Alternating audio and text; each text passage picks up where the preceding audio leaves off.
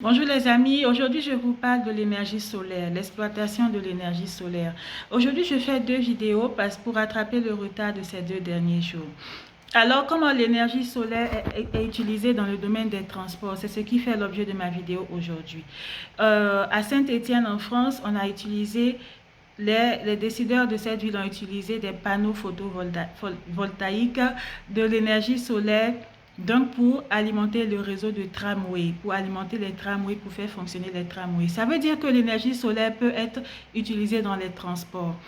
C'est une ressource énergétique qui est de plus en plus utilisée, de plus en plus exploitée, valorisée.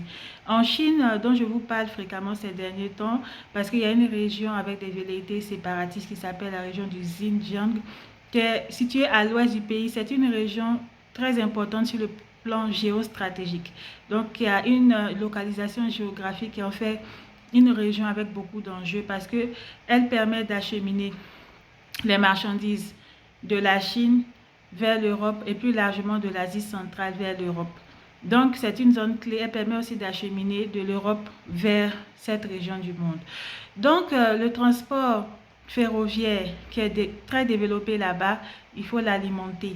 Il y a plusieurs ressources énergétiques, il y a les hydrocarbures, mais la Chine qui est bien avancée dans le domaine de l'énergie solaire, il n'y a pas que la Chine, il y a l'Arabie Saoudite aussi, qui a développé le plus grand projet de centrale à base d'énergie solaire au monde, en coopération avec d'autres pays occidentaux.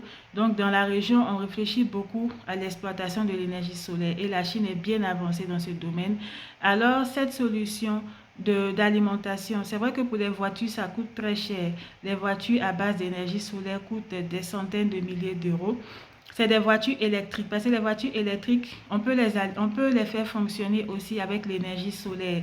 Donc, c'est des voitures hybrides, c'est ça l'intérêt. Mais les voitures qui fonctionnent avec l'énergie solaire coûtent très cher. Voilà, qui ont cette fonction hybride.